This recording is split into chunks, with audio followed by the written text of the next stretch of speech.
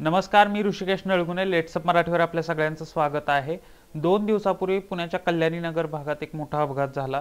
या अपघातात एका तरुणाला आणि एका तरुणीला आपला जीव हकनाक गमवावा लागला. एक पुण्यातील नामांकित बिल्डर विशाल अग्रवाल यांचा मुलगा एक गाडी चालवत होता, पोर्श नावाची.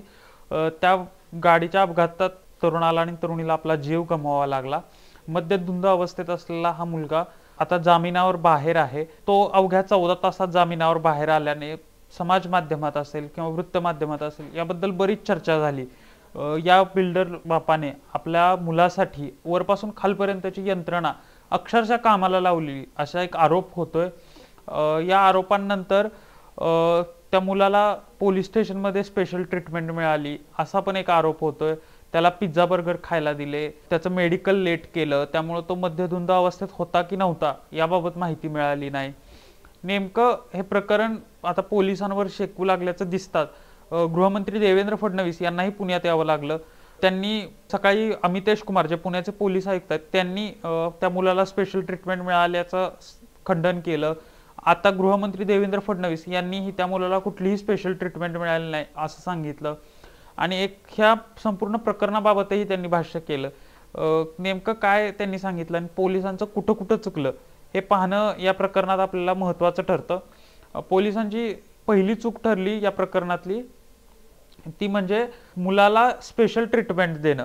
जेव्हा त्या मुलाला अटक केली, पोलीस स्टेशनला आणलं, तेव्हा तिथं आमदार सुनील टिंगरे हे उपस्थित होते. जे विशाल अग्रवाल आहेत म्हणजे या मुलाचे वडील, या मुलाचे वडील विशाल अग्रवाल आणि सुनील टिंगरे यांचे व्यावसायिक संबंध आहेत, ते त्यांचे बिझनेस पार्टनर आहेत. त्या मुलाला सुनील टिंगरेंना भेटू देणं किंवा एकूण त्या मुलाला पीआयच्या केबिनमध्ये बसवल्याचाही आरोप होतोय. अशी जी काही स्पेशल ट्रीटमेंट त्या मुलाला मिळाली त्यामुळे पोलिसांच्या भोवती एक संशयाचं धुकं निर्माण झालं.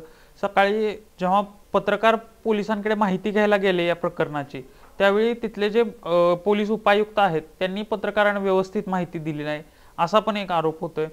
सकाळी 8 वाजेपर्यंत म्हणजे पहाटे 3 वाजता मुलाला ताब्यात घेतलेलं, त्यानंतर सकाळी 8 वाजेपर्यंत मुलावर कुठलाही गुन्हा दाखल झाला नाही. त्यानंतर 8 नंतर त्याच्यावर गुन्हा दाखल झाला, त्याला मेडिकलला नेलं. अशी जी काही स्पेशल ट्रीटमेंट आहे ती स्पेशल ट्रीटमेंट कुठंतरी पोलिसांच्या अंगलट आली. पोलिसांना दुसरी चूक भोवली ती त्याला पिझ्झा आणि बर्गर खायला देणं. वास्तविक एखाद्या व्यक्तीला अटक केल्यानंतर, त्याला ताब्यात घेतल्यानंतर, पोलीस स्टेशनमध्ये आणल्यानंतर किंवा एखादा व्यक्ती जर पोलीस कस्टडीत असेल तर त्याला खायला देणं, जेवायला देणं हे पोलिसांचं कामच असतं. पण जास्तीत जास्त काय तर चपाती भाजी असा पदार्थ असतो. पण या मुलाला पिझ्झा आणि बर्गर मिळाल्याचा आरोप होतोय नेमकं. आणि त्याचे फोटोही सोशल मीडियावर व्हायरल झाले.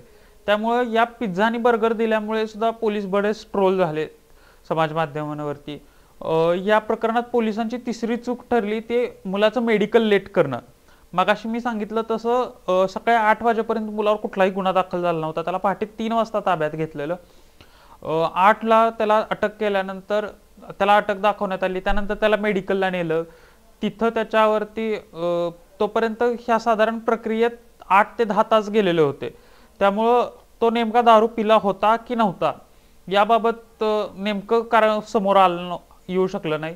असे जे काही बारीक बारीक चुका ठरल्या पोलिसांच्या त्या अत्यंत गंभीर आता ठरत आहेत. पोलिसांची चौथी मोठी चूक ठरली ती न्यायालयात बाजू व्यवस्थित न मांडणं.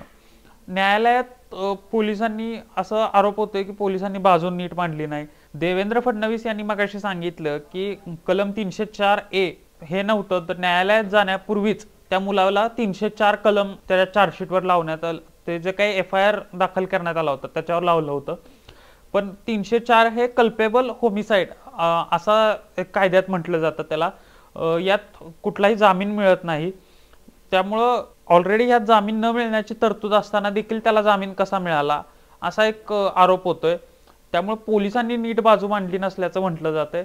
दुसरी गोष्ट म्हणजे त्याला जी काही शिक्षा झाली त्या शिक्षेला तरी किमान विरोध करणं गरजेचं होतं. म्हणजे निबंध लिहिण्याची शिक्षा असेल किंवा ट्रॅफिक मॅनेजमेंट करण्याची शिक्षा असेल, या शिक्षेला विरोध करण्याचं गरजेचं होतं. पण असा एक आरोप होतोय की जे काही ज्युव्हेनाइल जस्टिस बोर्ड असतं त्या बोर्डाने पोलिसांची बाजूच ऐकून घेतली नाही. पोलिसांना अंगलट येणारी 5वी चूक ठरली ती वडिलांवर गुन्हा दाखल न करणं. म्हणजे विशाल अग्रवाल मोटार वाहन कायद्यानुसार जर एखादा अल्पवयीन मुलगा गाडी चालवत असेल तर त्या मुलाच्या वडिलांविरुद्ध तो गुन्हा दाखल होतो।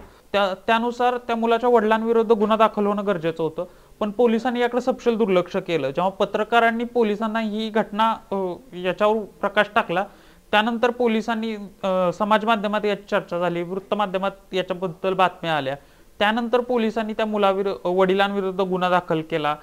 तोपर्यंत वडील संभाजीनगरला पसार पण झाले होते। आज सकाळी त्यांना ताब्यात घेण्यात आलं संभाजीनगरमधून। तर अशा ज्या काही चुका पोलिसांच्या अंगलट आल्या, यामुळे पोलीस आरोपीच्या पिंजऱ्यात उभे राहिले, पोलिसांना ट्रोल व्हावं लागलं। त्यानंतर गृहमंत्री देवेंद्र फडणवीस यांना पुण्यात यावं लागलं।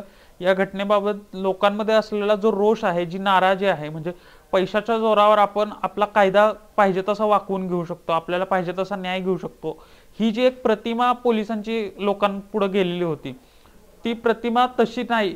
तर पोलिसांनी कडक कारवाई केलेली आहे। आम्ही सरकारनं या प्रकरणाची गंभीर दखल घेतलेली आहे। हे जे काही लोकांसमोर सांगणं गरजेचं होतं, ते काम देवेंद्र फडणवीस यांनी केलं। पण अर्थात आता या प्रकरणात पोलिसांनी पुढे कडक कारवाई करण्याची गरज आहे, नाहीतर अशा घटना यापूर्वी पण घडत होत्या, पुढे पण घडत राहतील। पण एक ठोस कारवाई करणं आणि त्यातून वचक बसणं कायद्याचं, हे गरजेचं आहे। पोलीस आता ती कारवाई करतील अशी अपेक्षा धरूया आपण। यापूर्वीच्या ज्या घटना घडल्या त्याप्रमाणेच ही एक घटना म्हणजे फाईलीमध्ये बंद होऊ नये एवढीच अपेक्षा आहे। तुम्हाला हा व्हिडिओ कसा वाटला हे आम्हाला कमेंट करून नक्की सांगा, आणि तोपर्यंत पाहत राहा लेट्सअप मराठी।